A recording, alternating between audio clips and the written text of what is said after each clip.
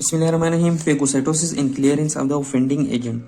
अब यहाँ पर क्या होगा ना कि रिकॉग्निशन यहाँ पर भी होगा, लेकिन ये वाले रिकॉग्निशन इस वाली रिकॉग्निशन से डिफरेंट होगा, सही है, क्योंकि ऑलरेडी हमने ल्यूकोसाइट्स को टिश्यू स्पेसिस में लाई हुई है। अब यहाँ पर इस ल्यूकोसाइट को चाहिए कि वो जो माइक्रोब है या डेड सेल्स है उनको रिकॉग्नाइज करे, उनको कहे। ऐसा ना हो कि अपनी ही सेल्स को काले, सही है।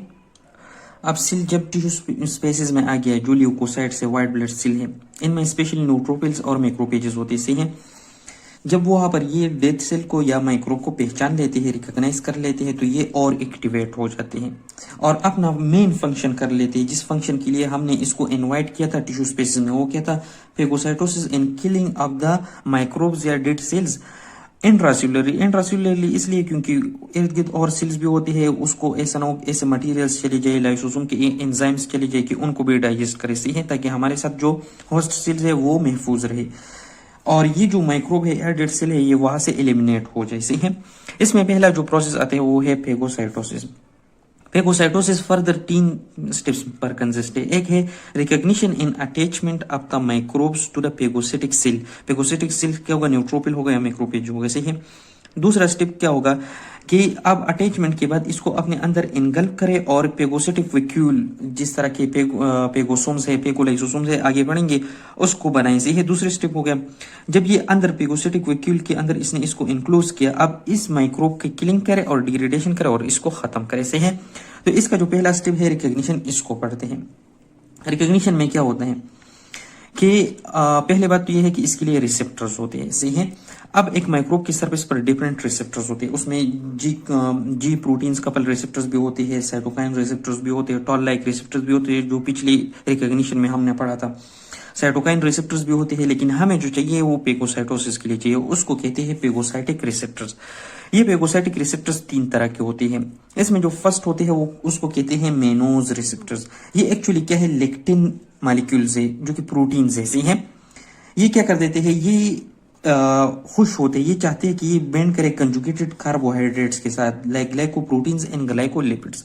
लेकिन इन कंजुगेटेड प्रोटीन्स में क्या होना चाहिए? मेनोज और फ्यूकोज मस्ट होना चाहिए, क्योंकि ये स्पेशली बेंड करते हैं इन 2 मॉलिक्यूल्स के साथ, सही है। अब जब इसके साथ बेंड करेगा तो जाहिर बात है ये जो होते हैं ये कहां पर होते हैं? माइक्रोब्स की सरफेस पर प्रेजेंट होते हैं, सही है। तो जाहिर बात है जब माइक्रोब के साथ ही क्या करेगा? बेंड करेगा। हमारी जो अपनी ह्यूमन सेल्स होती हैं उनकी सरफेस पर भी ग्लाइकोप्रोटीन एंड ग्लाइकोलिपिड्स होते हैं, लेकिन instead of mannose and fucose उनकी सरफेस पर सियालिक एसिड और इन एसिटाइल गैलेक्टोसमीन होते हैं, जिसकी वजह से ये जो लेक्टिन होते हैं या मेनोज रिसेप्टर्स होते हैं इसको जो होते हैं ना ध्यान नहीं देते, इसके साथ बेंड करते हैं। दूसरे नंबर पर आते हैं स्कैवेंजर्स रिसेप्टर्स। ये रिसेप्टर्स क्या कर देते हैं? ये बेंड कर देते हैं और जो जिसके ऊपर होते हैं, लेट्स से ये क्या है, एक ल्यूकोसाइट से इसके ऊपर ये पेगोसिटिक रिसेप्टर्स है। ये जो स्कैवेंजर रिसेप्टर्स होते हैं ये इसके साथ बेंड करेंगे और इसको फिर अंदर सेल के अंदर इनगल्प करने में हेल्प करेगा, सही है। लेकिन 2 चीजों के साथ, ये एक लो डेंसिटी लाइपोप्रोटीन की भी करते हैं और इसके अलावा माइक्रोब्स को भी करते हैं। लेकिन माइक्रोब्स में उनकी बहुत ज्यादा करते हैं जो अप्सोनाइज्ड माइक्रोब्स, जो अप्सोनाइजेशन प्रोसेस जो होते हैं वो अभी पढ़ते हैं तीसरे रिसेप्टर्स में। Receptors for opsonins. Opsonin actually या तो ये अमीनोग्लोबुलिन जी होता है या जो हमारे कंप्लीमेंट सिस्टम के प्रोटीन्स होते हैं उसमें स्पेशली जो C3b प्रोटीन्स है। इसके अलावा ये जो लेक्टिन मॉलिक्यूल है ये भी अप्सोनाइजेशन करते हैं। ये क्या करते हैं? ये जो अप्सोनिन प्रोटीन्स होते हैं ये बेंड करते हैं epitopes of the microbe. Epitopes क्या होते हैं? एंटीजन लाइक मॉलिक्यूल्स होते हैं एक माइक्रोब के ऊपर, से है। जब उसके साथ ये बेंड कर देते हैं, लेट्स से ये एपिटोप क्या है? ये अप्सोनिन मॉलिक्यूल्स जैसी हैं, ये इस माइक्रोब्स के एपिटोप के साथ बेंड कर देते हैं और उसको इस तरह शेप में ला लेते हैं, इस उसके इर्द गिर्द इस तरह ओवरक्राउडेड हो जाती है। तो इनके ऊपर ये टैग लगाते हैं कि ये एक फॉरेन बॉडी है और इसको इनगल्प करना है, और इस प्रोसेस को क्या कहते हैं? अप्सोनाइजेशन, सही है।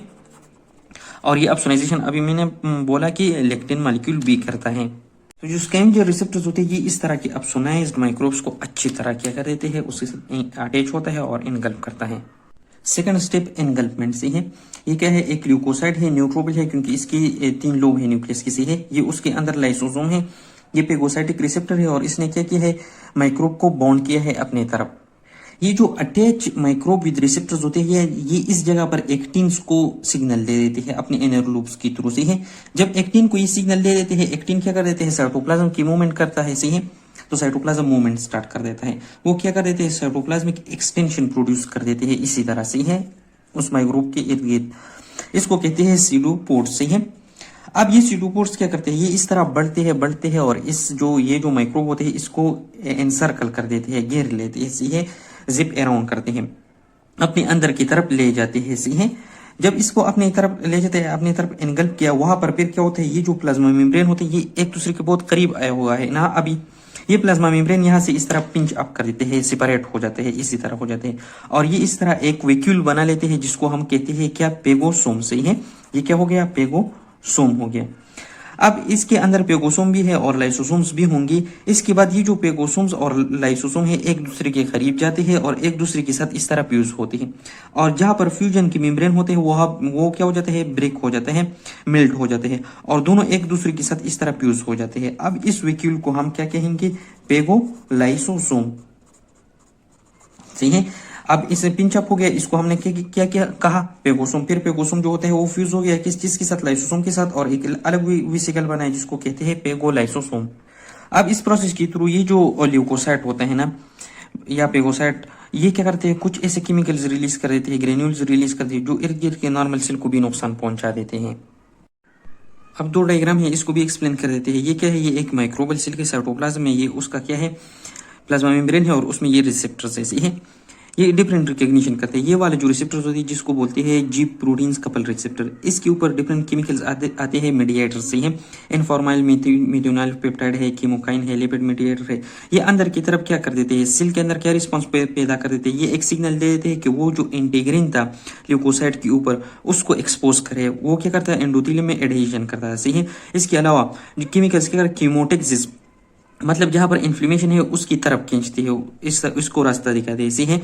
दूसरा, जब कोई बैक्टीरिया वगैरह आ जाते हैं उसके ऊपर जो एलपीएस, ये क्या है, एपिटोप के ऊपर जो लाइपोपॉलीसेकेराइड्स वगैरह होते हैं वो अटैच होता है टॉल लाइक रिसेप्टर्स के साथ। ये टॉल लाइक रिसेप्टर्स क्या कहते हैं, प्रोडक्शन ऑफ डिफरेंट मीडिएटर्स करता है जो कि जाकर और ल्यूकोसाइट वगैरह को इन्वाइटेशन दे देता है और इस तरह इन्फ्लेमेटरी रिएक्शन को एम्प्लीफाई करता है। इसी है।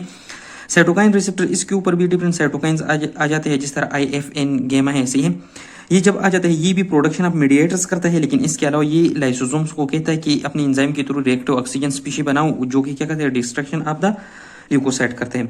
मेन अभी हम जो हमने जो अभी पढ़ा वो क्या है, पेगोसाइटिक रिसेप्टर्स। ये जब किसी माइक्रो फॉरेन पार्टिकल के साथ अटैच हो जाते हैं, एक तो ये रिएक्टिव ऑक्सीजन स्पीशी की प्रोडक्शन करते हैं और दूसरा जो पेगोसाइटोसिस करते हैं, पेगोसोम्स के फॉर्मेशन को पेगोसोम की परमिशन करता है और ये क्या करते हैं, किलिंग ऑफ माइक्रोब्स करते हैं। इसके बाद ये जो डायग्राम आ जाते हैं, पहले क्या हो जाता है, ये आ गया पेगोसाइटिक रिसेप्टर के साथ, ये बेंड किया, रिकॉग्निशन हो गया। इसके बाद यहाँ पर जो एक्टिन मॉलिक्यूल थी इसको इसने सिग्नल दे दिया, इसने साइटोप्लाज्म के एक्सटेंशन बना दिया जिसको सीडोपोड्स कहते थे।